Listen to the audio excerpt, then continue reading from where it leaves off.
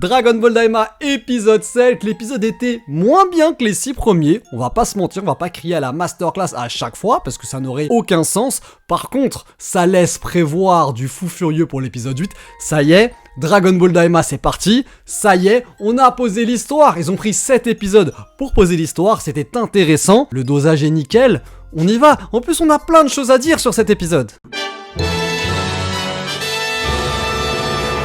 On a donc cet épisode 7 qui commence, là on avait lâché l'épisode 6 juste avant avec Bulma qui a un peu le seum que la machine ne fonctionne pas. Ce qui est un petit peu normal, parce que même il y a Vegeta qui fait un petit peu le vénère, il est un peu dégoûté, ce que je peux comprendre aussi, mais il y a un moment...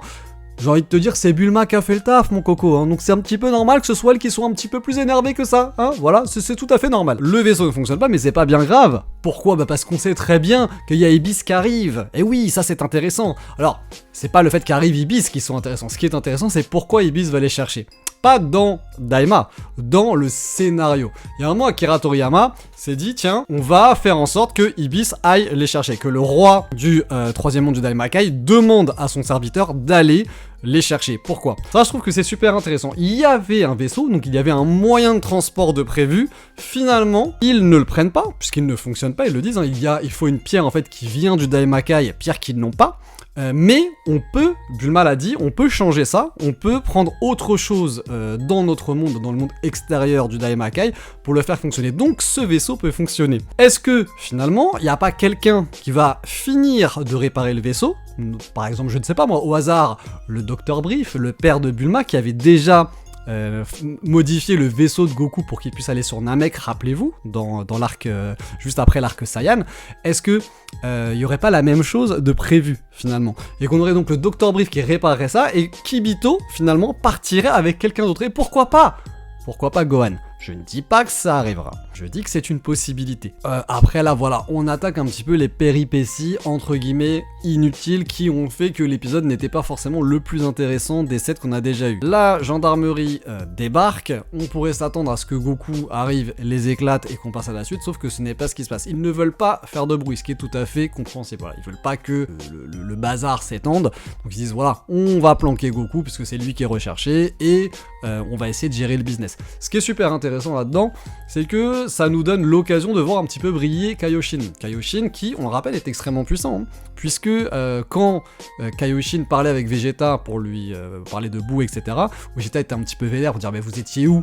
quand il y avait Freezer, il le dit quand même qu'il aurait pu régler le problème de Freezer extrêmement rapidement. Là on a l'occasion de voir Kaioshin briller, son style de combat est plutôt intéressant, je trouve ça, j'ai bien kiffé, ça a pas duré très longtemps, mais j'ai bien aimé et j'espère qu'on aura des phases de combat avec Kaioshin, ça peut être très très cool. Bref, leur petit stratagème fonctionne, mais malheureusement ils pensent reconnaître Pansy qui était en fait la personne masquée qui avait envoyé la bombe au Wasabi, rappelez-vous dans les épisodes précédents, et donc ils veulent l'emmener avec elle, la kidnapper, ou voilà, enfin en tout cas, c'est pas vraiment un kidnapping parce que c'est quand même la gendarmerie, faut pas déconner, mais en tout cas l'emmener au poste de la gendarmerie pour l'interroger, et donc voilà, donc le plan finalement qui marchait plutôt pas mal tombe à l'eau à cause de ça, et ils vont donc devoir intervenir. On a ensuite la fameuse scène où Shin enlève le collier à Pansy, lui dit que c'est du Katshin, rappelez-vous, le Katshin c'est le métal que sort finalement Shin pour que Gohan teste la Z-Sword, et j'ai vu qu'il y a des gens qui disaient que c'était pas logique que Goku ne connaisse pas le Katshin.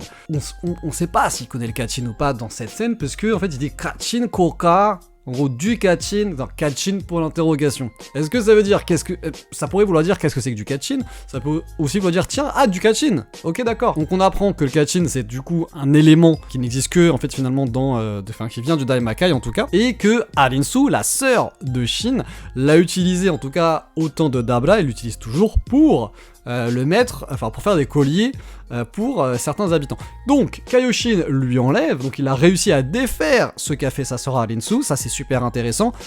C'est intéressant parce que quand il y aura confrontation avec Arinsu, ça laisse entendre que c'est Kaioshin qui va s'en occuper. Et moi, voir briller Kaioshin, ça me plaît bien, parce que Goku tout le temps, je kiffe Son Goku, c'est mon personnage préféré de Dragon Ball, mais c'est quand même sympa de voir un petit peu les autres participer. On apprend également dans cette scène que Kaioshin s'appelle Nahare, qui est également un jeu de mots comme Zamas, Goas, Arinsu et Degesu, et je trouve que ça a été fait assez habilement, puisqu'il y a un moment, il y a Goku qui fait une tentative de l'appeler par ce nom Nahare, et en fait qui dit non mais j'y arrive pas, je vais le rappeler Shin, ce qui fait que ça ne crée pas d'incohérence avec Dragon Ball Super, où Goku appelle encore Kaioshin Shin. Après ça, on voit que Vegeta, Piccolo et Bulma sont arrivés dans le Daimakai, ça c'est cool, parce qu'on va pas perdre de temps avec ça. Moi le truc, en fait, les transports qui durent 600 ans, ça me gave.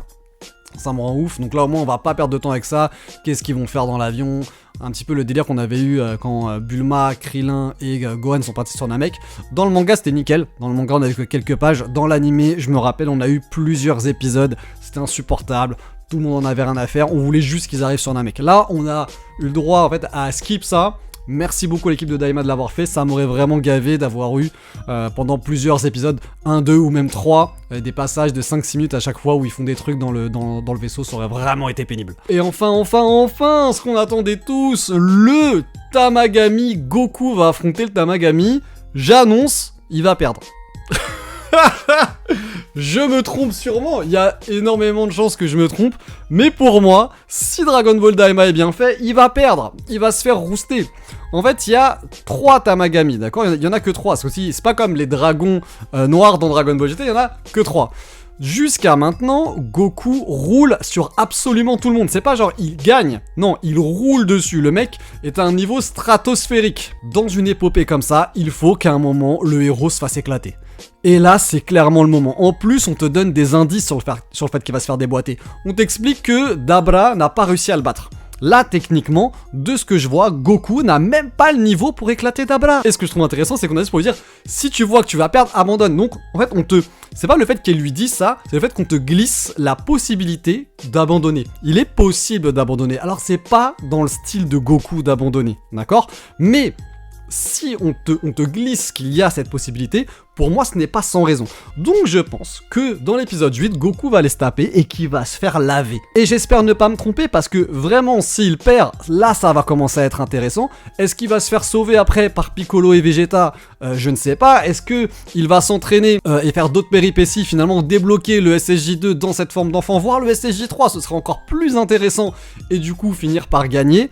Je ne sais pas. Ce qui est intéressant aussi, c'est est-ce que les Tamagami ont une hiérarchie? Est-ce que le 1 est plus fort que le 2 qui lui-même serait plus fort que le 3? Je pense que vu comment ça a été dit, puisque personne n'a jamais battu les Tamagami, donc je pense que même s'il y a vraiment une hiérarchie, je pense que le moins fort des Tamagami reste supérieur à Dabla. Donc je pense vraiment, et j'espère vraiment, je pense et j'espère que Goku va se faire éclater. J'espère que s'il n'y a pas Vegeta, Piccolo qui vont venir le sauver et tout gagner, j'espère qu'il va dire voilà j'abandonne, qu'il va lâcher le steak, que là Vegeta va le rejoindre, va dire écoute on n'a pas le level, même à nous trois on n'a pas le level pour l'éclater. Ils vont continuer leur péripétie, 3e monde, 2e monde, j'en sais rien. En fait je voudrais qu'il y ait des quêtes annexes, je voudrais qu'il se passe un petit peu d'autres choses et qu'en fait ils vont faire d'autres choses, devenir plus puissants, ils débloquent le SSJ2, le SSJ3, ils fusionnent, j'en sais rien, je m'en fous. Et en fait surprenez-moi, mais il faut que Goku se fasse désosser.